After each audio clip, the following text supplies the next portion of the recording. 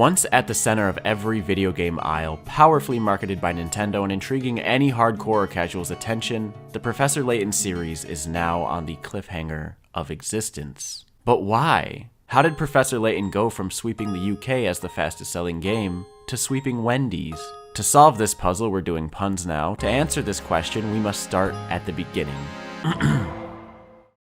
In the early 2000s, Level 5 was just a tiny little company who took on RPG developer roles like for Dark Cloud and Dragon Quest VIII, but that was all going to change in 2007. The company was to release their first game fully funded, developed, and published by them and just them. So what did the CEO have in mind? Well, he looked at the DS and saw that a lot of people were buying DSs not to play Mario Kart or Animal Crossing, but to do other pre-smartphone things like train your brain and learn languages and own dogs.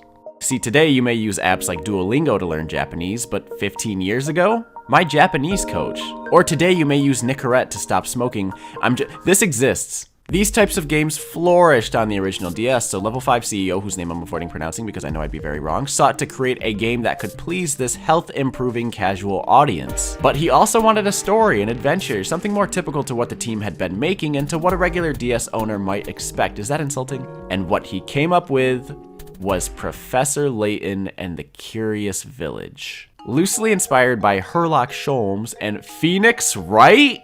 Okay, that joke just got way more acceptable. Herschel Layton is a professor of archaeology who, with his apprentice Luke, tours around 20th century Great Britain to solve a lot of puzzles. The gameplay essentially acts like a book, but to advance the story, you have to solve random puzzles. It sounds disjointed, I know, and it kinda was this early in the series, but it would come together later on. As far as the story, the professor and Luke head to a mysterious village to investigate the death of a wealthy man who left his fortune hidden somewhere in town. I don't want to get too much into my personal thoughts for each game. There's definitely potential there for a future video, but allow me to summarize. Level 5 nailed it. Everything about the identity of this series was truly perfected in its debut. The European setting, the inspired visuals, the animated cutscenes, the music that uses accordions and piano, the celebrity voice acting, which was only true in Japan, but hey, America and Europe had different voices for Luke because regions, bruv. The characters were lovable and interesting. The atmosphere was both homely but eerie and slightly hostile. And unlike a lot of these other casual-oriented shovelware titles, this dedication made it very clear that this was a sophisticated work. Level 5 had truly created a unique hybrid, not to make a quick buck with the casual crowd, not to make the pinnacle AAA experience, but out of passion and homage to what they loved and what they had always made.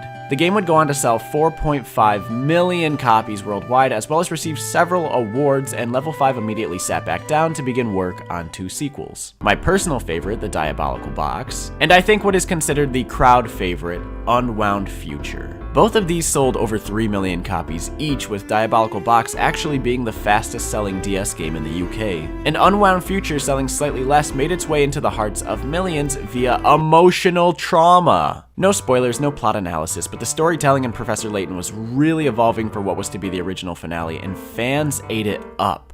It would be fair to say the Professor had hit his peak here, but that was not going to stop Level 5, so they gave us exactly what we wanted. Another arc of the Professor Layton lore in the form of the prequel trilogy. This move was a clear story-motivated action, as the prequel trilogy tells how Luke met the Professor and introduced new characters and antagonists, because let's face it, this guy was lame. But they weren't done there. A mobile game, a manga, a movie that was canon to the story, and a little bit down the line, the announcement that would make me start the series. But I'm getting ahead of myself. For now, Professor Layton and the Last Spectre. This is chronologically the first game despite being the 4th one released. It's the Star Wars format. It's a pretty good Professor Layton game, but the part I remember the most was that they added a side mode RPG developed by the former Brownie Brown, and if you don't know why, that means a lot to me.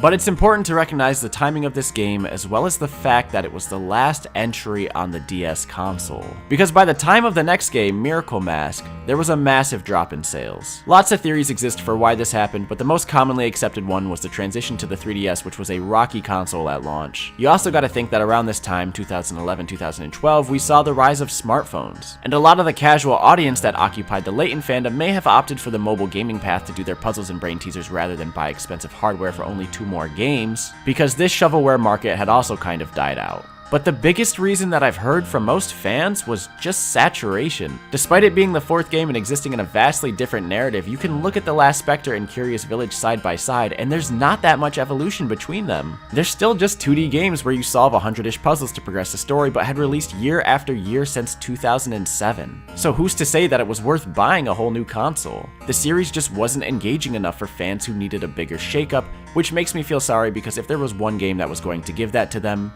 it would have been these last two. Miracle Mass has an outstanding amount of effort put into it. All new 3D models and environments with around 35 hours to complete, longer than any other game in the series with 515 total puzzles. That's twice as much as the game before it. They even had motion capture cutscenes, but hold on a second. Motion capture, celebrity voice acting, studio animated cutscenes, big budget films, live orchestras, multimedia endeavors. How was Level 5 managing all of this?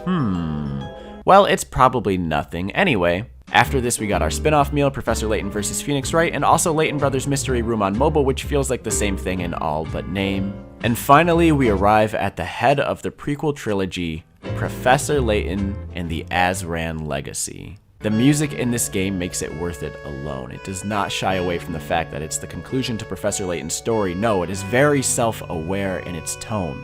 I think Azran Legacy is probably my second or third favorite in the series. I can't recommend it enough, especially because the 3DS eShop is closing soon and the price of the physical is really expensive. And where it finishes off, the first game picks up, creating ourselves a nice happy loop, right? No! Again, not to spoil, but as the ending to the series, it of course has a bittersweet feeling. Meanwhile, the chronological end to the story, Unwound Future, has an ending that's a little open and depressing, but perhaps not as depressing as what I'm going to tell you next. Both Miracle Mask and Azran Legacy underperformed in the market, and even though Professor Layton was meant to be over, the series actually had plans to continue, only with a very altered identity in response to those low sales. The unofficial title of the next game was Layton 7, and boy were they making some changes. It was revised a lot over its development course, spawning into several cancelled projects, totally not a red flag or anything. And then in 2016, the lead puzzle designer for the series passed away at age 90. The animation studio PA Works that had done the cutscenes for the games was also switched out. So then Level 5 did the one thing you should probably not do under these circumstances.